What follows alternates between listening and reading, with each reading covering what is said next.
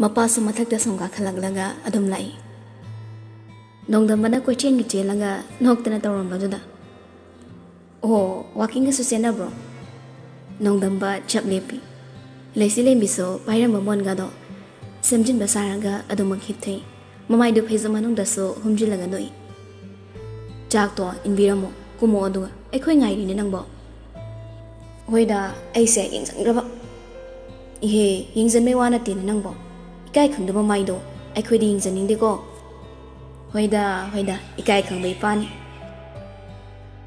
mapasu no fetoraga kumo hairamaga kumthakre nongdamba leisigi chakto inbi leisina adu makhutna sajagi ga yadre nongdamba na nusibiba care lawbiba luna tawbiba matawda mapuni nusiraga mapira chelaga nongdamba da yingi nongdamba so leisigi tarakadamagi ngairaga leiba milu pirangdo makhuna taithopirei se kemta khanganoba daba thuna laktoini kesukuroida thatarokni adeidi yumda lerani nangsu wangang mangamani adai ibani saiga saktana nungaina leidoini leisinu kapnok toraga nongdabada yingi matamsu sumhojinkhre matamna miyoibabo kana sungai bide nongdamba haying chatkadabagi namidangni leisigi surgery so naksilakdaba matamni numit marini khakta ngairabani hayeng dagidi maso hospital da admit tawduna leiraganaba doctor rohitna khangalakdabani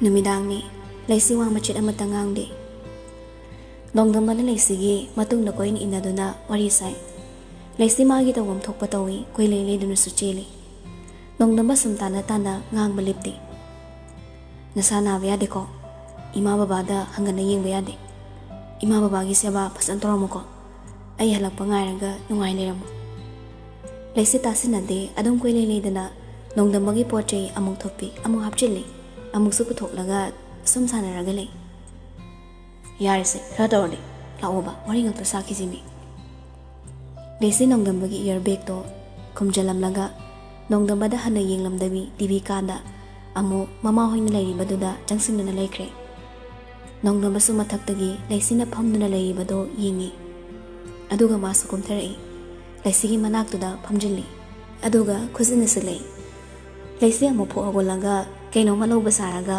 mamagi manakta phamkre nongdamba upai leiti leisi isingda thakki singlas on puro mapana marak thatna leiba bottle du pirei nongdamba leisina kitchen changradi tumina mathakta pukhatkragi khalambani mapani isingdu pisalakpaduda hokaikhre bottle do pairaga isingdu khra thai aduga bottle do table mathaktuda khara horapna thammi sauro kakhatkre wasu machet amata hairamde nongdamba do oina zarubrabo nongdamba saurabra haina pakhatpa pui mapana dambase kenom torida imona sangradi yadaw mandre leisi ikain hawalaga chatkre thongdu namlaga yengli lonsinduna leiramli maron su thokte kauba sungamda masado thakdang nikli pakhatpada thongno sumthilli nongnamba su tebalda adum phamlaga lei leisi su pakhat mandana thongno sumthilli hangdok manduda badagi I a toraga kapai marolga thoktabani yamna sunungsi leisina kapado uraga ahuba singna so soidana kapningani nongdamba pakhalai leisina kapakpaduda leibayarak tramale phuk hawalaga thongdu hangi leisi susut kaptuna leiramaduda thongdu hangdoklaga makhutu paiduna manungna chingsili aduga kem hairamdana tableduda fammi leisi wangangda phamungdo pham thasinba loiraga nongdambagi manakta phamtharai aduga tumasila onna pakhut paiduna chingi nongdamba yam hainingdana hagulaga phamungda tumthakre ngasidi kem ta hairamde kem ta sitoramde leisi ngasaidagi nongdamba da oina sabado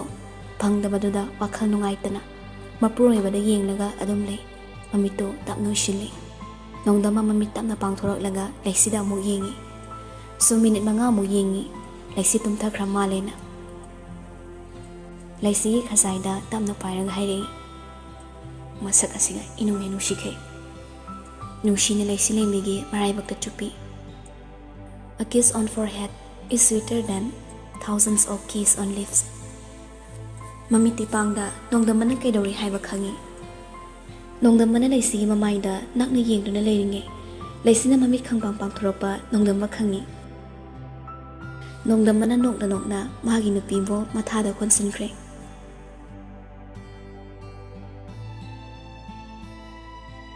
Ayuk angan mani nongdamba chatnaba semsai. Ayuk ki pung 8 tarakpa matamni. Nongdamba loisinba loiraga makhada kumtharakli. Laisisu loisalaga ngaiduna leiramni. Mapanga mamagana thingadoribani. Pramodi yumsanglamnagi haina lehori. Anidu garida kakhalakli.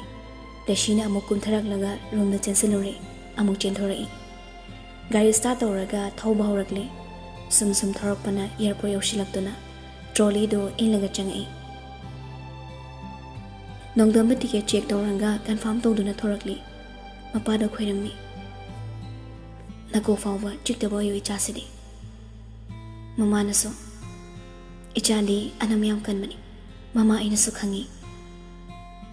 Nongdamba mamada su khoiramni. Isana mi kok thongba. Mai pakpa moiraga halakpado. Halakdaga kanasu leizadraba singi. Mating pang mangamba. Achumba chatpa haiba police officer am oiduna lakpado. Aikhoina ngairaga leiramdoiba. Wazaraklaba. Nangi nupigi. Mapabu mathong marong khangdana hatpa mihatu sune. Achumba thigatlaga pelanbiyo. Machabo manam nambi. Laisi mapi ira chele. Ngasidagini tha taro magoina zaba khanaba. Kena zaba phangnaroi khallaga nungaisadi. Nongdambana laisigi mamai pairaga haire. Kapiro, kapkunuse. Nangna dumai kappadi aina kamai chatoiba. Warsuwana tha taro shidingaramu. Dava thuna lakdoini. Laisi magi handbag tudagi. Nongdamba makhoi anina yamna khatpa numittuda kapkiba photo do lauthoklaga pirai. Laisina haininglibase mabu mikup ama fawba kawgano waraba matamda magi saktamu ningsinglaga awaba pathabada makhoi anigi photo du yenglaga matam khudingmakta moi anigi nungaiba haraubana makhoi anibo ngaiduna leiri haibase kawbigano haina haininglibani. Nongdamba laisida muni yenglamlaga manungna changkhre. Minute 10 muki matungda plane do paikhatkre.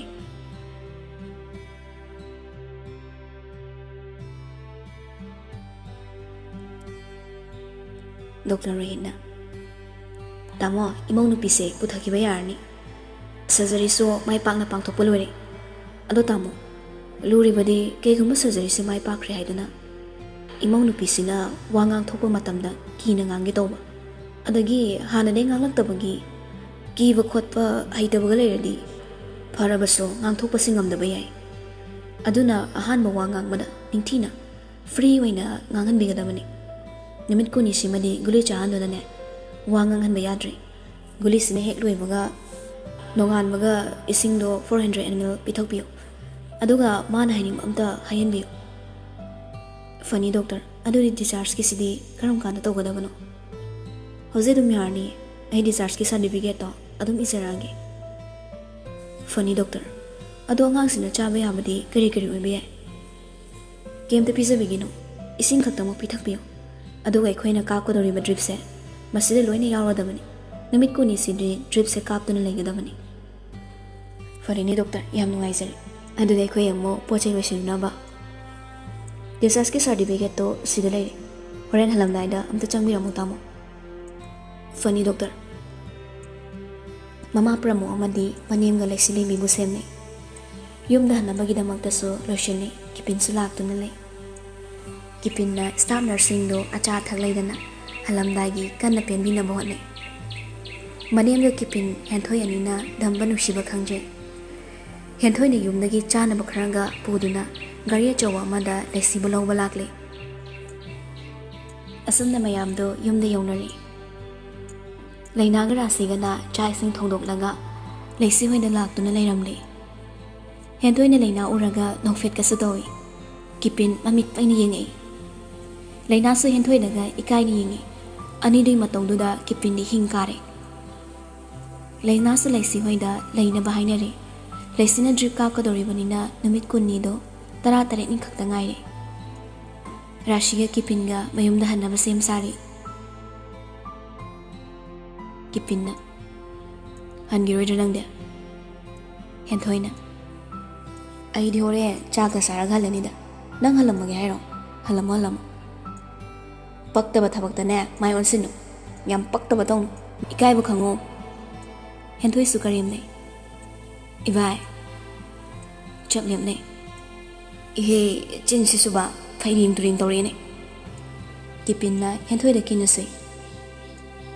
Usit sada dana. Henthoi na nok laga. Ai de sing mai haizo ni kai no. Ya, chana na hekta hai resibi. Henthoi do manung na chansin kre. Leina da khai ba ya ba khairam laga maso mayum halage na thorakle. Leina na dahen halage hai ro. Halage sum le ni mama ni da nangi sa. Hoi ne sum nasak tu ga ne yam thajada ba do. Yam henzila kanu ko. Ani do kesana da na wari ga sanai. Maning dagi nongda me mapa thorak pa do uba da chap lim ne. Ngasai makai mama yani do naksinaraga wari torambani adubo handok na kre. Mapana khongba la lumba lairaba mane swai siso. Henthoina baba kaiba ha kem na tida sum itau sana bada idu yawre do dogada ba yawbar sini. Baba ai ga bapta zaudre chachara geda. Henthoi thokre leina su matung inaki masu ikai bani ni yadre. Gate mapanda gari khami baduda ani do lep laga amu wari hawi. Ai ba chokhan ba kaksina makok tu datle. Henthoina kaino romance ba hodre fuba ga chaiba tor isiba. Ke ba romance ba aina romance ka sanjade nanga romance tong laba matam leisa da bado. Henthoina gari da ka khalaga lawri. Ai gi chagi mama oiso haibani ko yadra tok chona. Ai di horen ai na call tor ko da pairak tradi ko nongrang sida la aga ai na to ba yango. Mamma ise kai da pan gi nang ba. Namai do kai da pan gi ba. Wahai do di haizari thamoi do di se law khrabani wahai do. Yam ngam me haiba da hen se. Nok tana imung na changi thabak sing do mateng pangsale. Namit tuma so hawkre. Nungti numit khudingi Dongdam baso leisibu ningsingduna training mafam duda tattana photo yenglaga awaba kaya khanglaga leisibu asoy angam yawhan migano haina mapur mada adumak nizai samdusu leisina dongdam makhoi anigi mikum khuding maktabo ningsingduna wana dongdam bahalakadaba numittu khusa thiktuna ngairi miku pungza amataso kaukthoknadi amana amabu ningsingna jai Nongdam manaso masana masada thajazai mana taseng leisi nushirandi leisi soidina mai paklangmani haina leisi so mana nongdam mabu thamoi sengna manungshi jaba oiramani nongdam baso so apan kaishu yaungdana nungaina leramgani khali lamdam tamna lenyarabaso thamoi ningi kisindi akanba matik leiba kanana so thadat pangamloidaba kisi amana kishillaga laikre Asum na hokibana henthoi ga leinaga so nushina bagi mari chasanaraki leisile miga leinaga leminabanina loina makhangi ani du nusi mari chenare haiba leisi wanga ga dabaso kushilaktre nongna mabuni singduna wakhalama da dum lei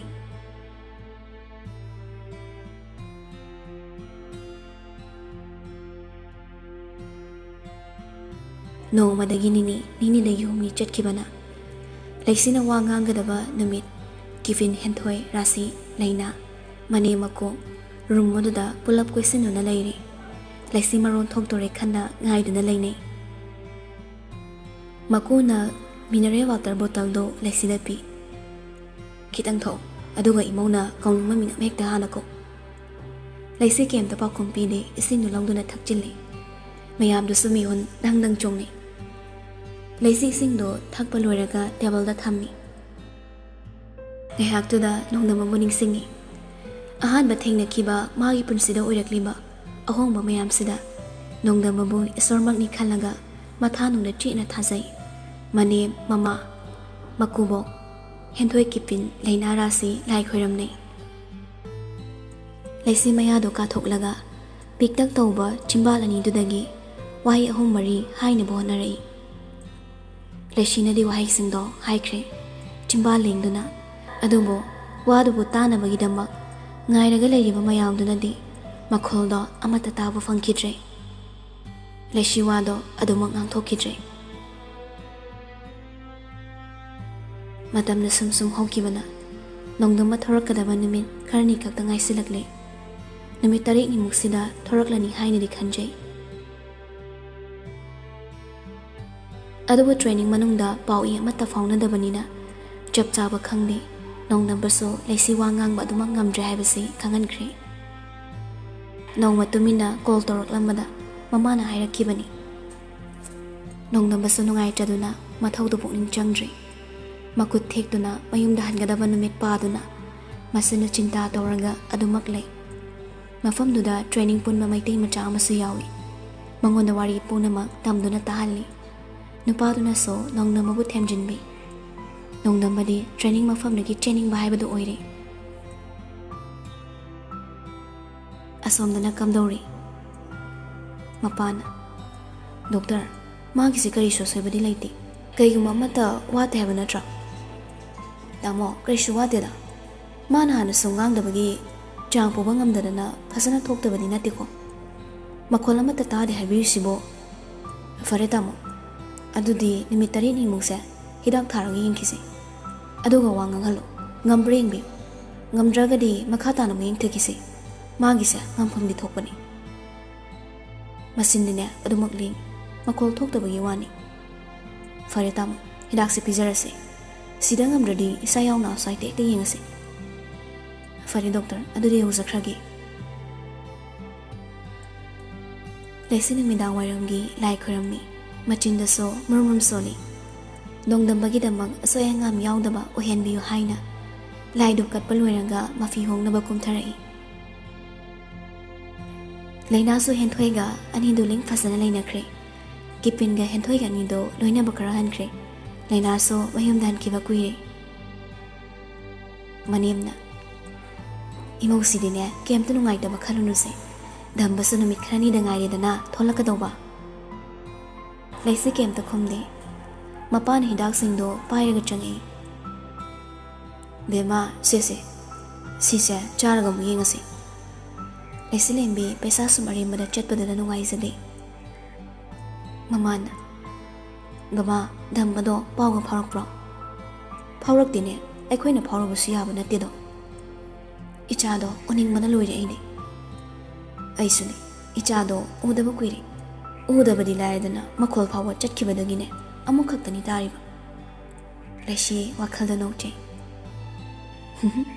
ꯅꯣꯏꯅ ꯎꯅꯤꯡꯉꯤꯗꯨꯗꯒꯤ ꯑꯩꯅ ꯁꯔꯨꯛ ꯀꯌꯥ ꯍꯦꯟꯒꯦꯗꯤ ꯈꯪꯗ꯭ꯔꯤꯌꯦ ꯍꯅꯨꯕ ꯍꯅꯨꯕꯤ ꯑꯅꯤꯁꯤꯗꯤ ꯃꯄꯥꯅ ꯃꯥ ꯍꯜꯂꯛꯑꯒꯅꯦ ꯑꯩꯈꯣꯏꯗꯒ ꯉꯥꯡꯗꯣꯏ ꯁꯥꯠꯂ ꯑꯩꯈꯣꯏꯅ ꯆꯦꯛꯁꯤꯟꯗꯕꯒꯤ ꯁꯣꯏꯔꯤꯅꯤ ꯀꯥꯏꯅ ꯂꯩꯁꯤ ꯂꯦꯝꯕꯤ ꯋꯥꯈꯜꯗ ꯉꯥꯡꯅꯤ ꯌꯥꯝ ꯉꯥꯡꯅꯤ ꯑꯩꯅ ꯃꯥ ꯍꯦꯛ ꯍꯜꯂꯛꯄꯒ ꯃꯥ ꯅꯨꯡꯉꯥꯏꯅꯤꯕ ꯊꯦꯛ ꯇꯧꯗꯣꯏꯅꯤ ꯃꯥꯅ ꯉꯥꯡꯕ ꯉꯝꯕ ꯀꯥꯏ ꯑꯩꯅ ꯑꯁꯨꯛ ꯃꯥ ꯉꯥꯏꯔꯤꯁꯦ ꯃꯥꯅ ꯈꯪꯅ ꯁꯥꯔꯗꯅ ꯂꯩꯁꯤꯒꯤ ꯋꯥꯈꯜꯗ ꯅꯣꯡꯗꯝꯕꯗ ꯑꯣꯏꯅꯖꯩ ꯂꯩꯁꯤ ꯗꯣꯛꯇꯔꯗ ꯆꯦꯛꯑꯞ ꯇꯧꯔꯁꯤꯁꯨ ꯌꯥꯗꯦ ꯍꯤꯗꯥꯛꯁꯨ ꯃꯥꯒꯤ ꯀꯥꯗ ꯄꯨꯁꯤꯜꯂꯒ ꯁꯨꯡꯆꯥ ꯆꯥꯗꯦ ꯋꯥꯁꯨ ꯉꯥꯡꯗꯦ ꯑꯗꯨꯃꯛ ꯍꯥꯟꯅꯒꯨꯝꯅ ꯂꯩ ꯊꯃꯣꯏꯗꯗꯤ ꯃꯍꯤ ꯂꯥꯡꯖꯔꯤꯕꯅꯤ ꯅꯨꯡꯁꯤꯕ ꯃꯥꯒꯤ ꯃꯐꯝꯗ ꯑꯣꯏꯅꯖꯔꯛꯇꯕꯒꯤ ꯋꯥꯔꯧꯕꯅꯁꯨ ꯊꯜꯂꯤꯕꯅꯤ